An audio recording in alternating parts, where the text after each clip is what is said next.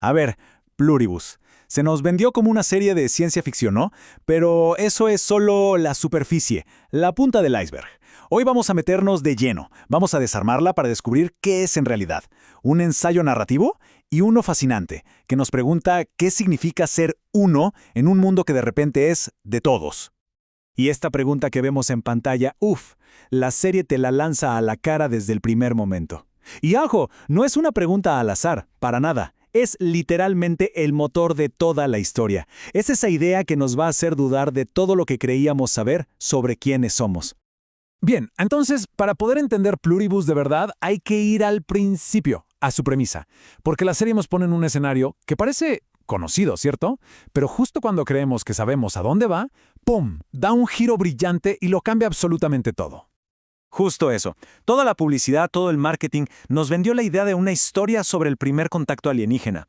Pero la verdad es que esa señal del espacio es solo una excusa. Es la chispa que se necesitaba para encender un conflicto mucho, pero mucho más íntimo, mucho más nuestro, más humano. Y aquí está el giro, el gran giro. Uno empieza a verla esperando, no sé, protocolos científicos, naves espaciales, lo típico. Pero la serie, muy inteligentemente, cambia el foco por completo. Nos lleva a una transformación radical de la humanidad. Al final, nos damos cuenta de que el verdadero misterio no está allá afuera, en las estrellas, sino aquí, dentro de nosotros. Y es justamente esa transformación la que nos lleva de cabeza al verdadero núcleo de la serie, a la nueva y extraña realidad de la humanidad. Aquí es donde la cosa se pone seria de verdad. Aparece este concepto, una conciencia colectiva. Y quiero que esto quede clarísimo, ¿eh? No es una metáfora, para nada. Es una alteración literal, absoluta, de la realidad. Imaginen, casi todo el planeta conectado a una única mente. Pero claro, esta unión tiene un costo, y es un costo devastador, porque se pierde la base de lo que nos hace ser quienes somos. Piensen en esto, se van los recuerdos personales, el juicio moral propio, la experiencia única de ser. La idea misma de una persona autónoma se vuelve algo del pasado, una reliquia, una excepción rarísima. Bueno, ¿y cómo se explora todo esto? A través de su personaje principal, que, les adelanto, no es la típica heroína, para nada. Es más bien una excepción. Una excepción que vive agobiada por su propia condición.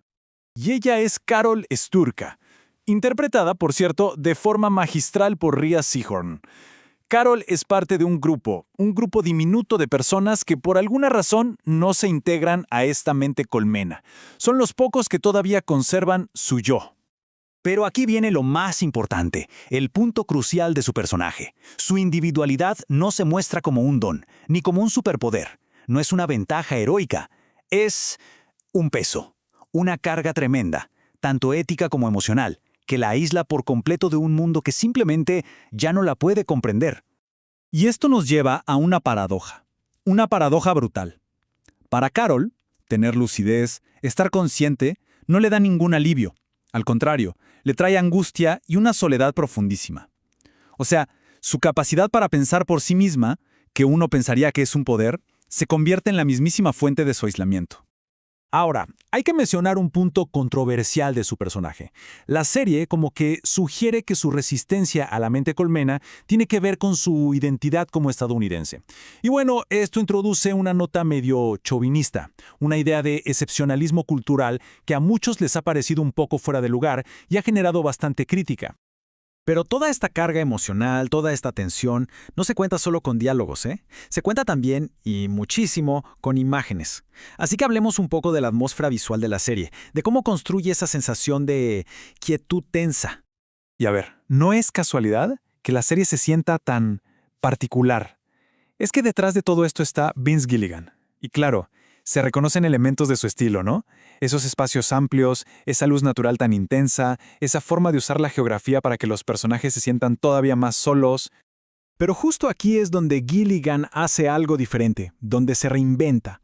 A diferencia de esa cámara en mano, con ese pulso nervioso que veíamos en sus otras series, en Pluribus, la cámara es súper estable, los movimientos son medidos, calculados. ¿Por qué? Porque el objetivo ya no es mostrar la agitación interna de una persona, sino reflejar la calma. Una calma casi perturbadora, de una conciencia que es de todos.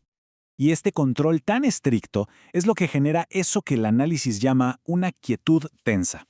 Es genial, porque la intensidad no es que desaparezca, sino que se traslada. Ya no está en el movimiento de la cámara.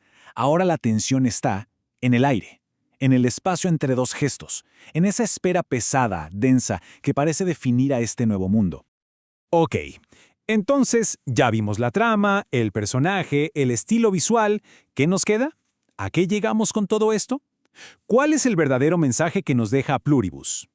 Si juntamos todas las piezas del rompecabezas, la conclusión es bastante contundente.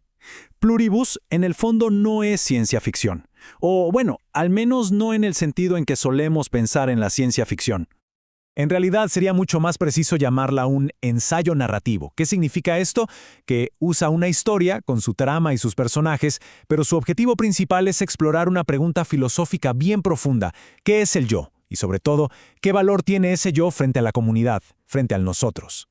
Y es justo ahí donde está su verdadera fuerza. La serie nos pone contra la pared, nos obliga a darnos cuenta de lo frágil que es nuestra idea de ser individuos, sobre todo cuando se la compara con la promesa, o la amenaza según como se vea, de una conciencia total, de un nosotros que lo abarca todo. Y al final nos deja con esta última pregunta, una pregunta que se queda rebotando en la cabeza mucho después de que terminan los créditos. Si ser una persona única, con tus propios pensamientos, tus propios sentimientos, si todo eso significa estar completamente solo, ¿vale la pena? Esa es la gran reflexión de Pluribus, y es, quizá, su legado más importante.